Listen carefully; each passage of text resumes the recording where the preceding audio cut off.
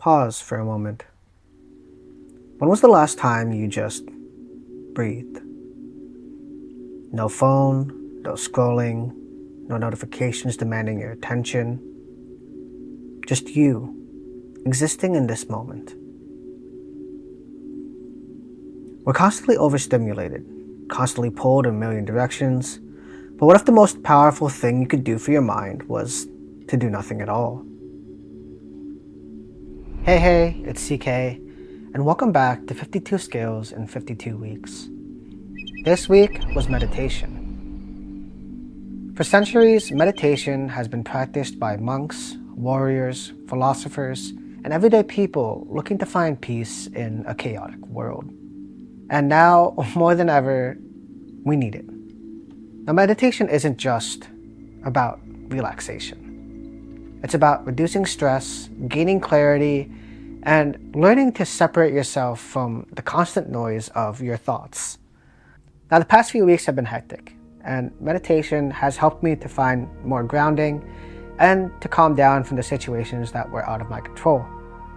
There's been many instances where either a hard drive had failed or a week didn't go the way that I planned, and I've learned to push through thanks to grounding myself in meditating and coming back to the moment.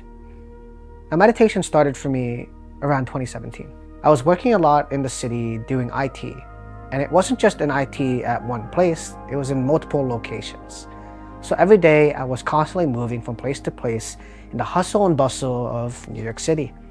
One of my places had taken me past a store called Namaste. It was on 14th Street, and when I passed this store, it just pulled me in. Now, I'm a Catholic person, but I am spiritual in this way when it comes to meditation and Buddhism. And it pulled me in, and I was looking around the store. I was trying to understand about spiritualism, about meditation, about Buddhism.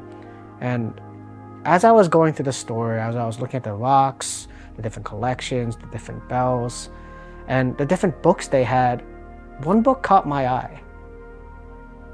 This book was called The Power of Now by Eckhart Tolle. This book, I would say, changed my life.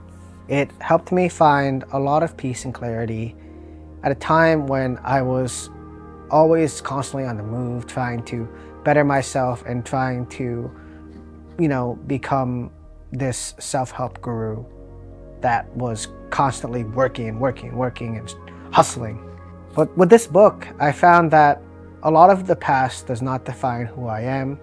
A lot of my future is unknown, but the only thing I can really do is stay in the present, in the now.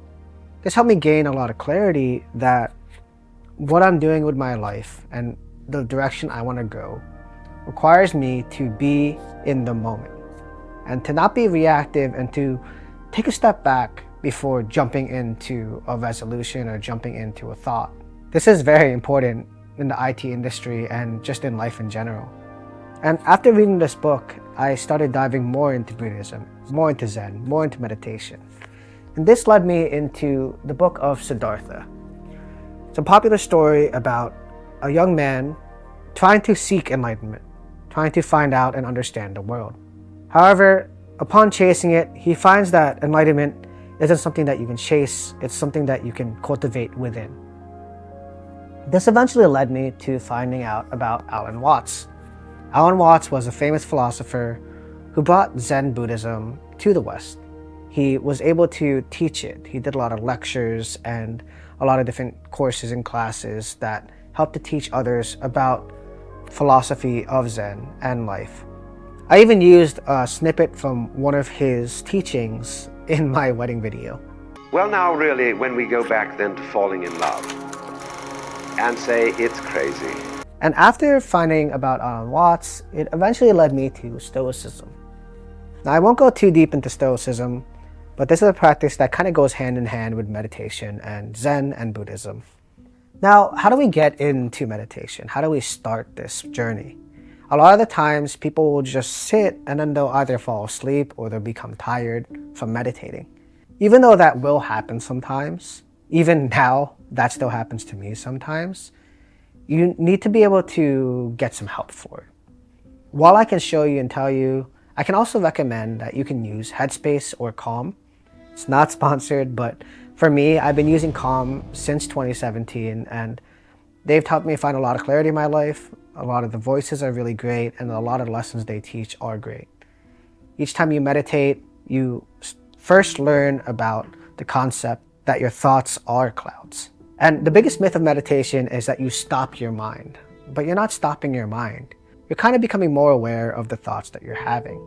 The thoughts are passing, they're fleeting moments that you allow drift through. You allow them to exist, but they don't take hold of you. They're up there in the sky, and you are here on the ground, grounded and being able to look at them, but not let them control you. And with that grounding, when you're looking at those thoughts, you're able to find more peace in yourself. You start focusing on your breathing, allowing yourself to come back to the ground, and allowing yourself to be able to look at everything from the perspective of the now. You kind of feel your fingers, you see life for what it is, and life becomes more beautiful in that way. Your thoughts are still there, and the situations in your life are still there, yes, but you're not reacting to them. You're not allowing them to control you, and you're not allowing them to dictate how you move forward. This helped me a lot during the times of my mom being sick, and also in the times of when I thought my life was spiraling downwards. And that's what I want you to take from this. I want you to try to start meditating, to find peace and clarity in your life, and to take it step by step. I can recommend that you do it for 5 minutes a day, and if it goes longer, great. And to be able to make this more of a habit, you can start doing it in either the morning while your coffee is brewing, or when there's that small peace and quiet instead of scrolling on your phone. And at night before bed, instead of scrolling on your phone again, you can meditate to kind of think of the thoughts of your day and kind of reflect on them, find self-reflection. Thank you so much for watching. I hope this has helped you find a little bit of direction to getting peace in your life. I know that the world is so crazy with all the social media, all the news stories, all the constant movement and new things happening every day. And by finding some peace, being able to take a step back and to be able to find clarity in your life, you'll be able to take control of your thoughts and opinions, take control of your life, and not allow outside sources to sway or drastically change you on a constant basis. By finding peace in yourself, you're finding peace in your future, and you're helping resolve the past that has made you into who you are, and you can change yourself from here.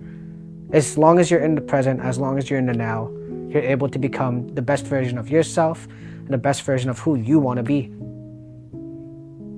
I hope to see that, and I hope to see you next week in our next skill, where I'll be able to give it to you in a more calm way and not react to it based off of all the things that have been happening the past few weeks. Thanks so much for watching, and have a great day. See you next week. Bye.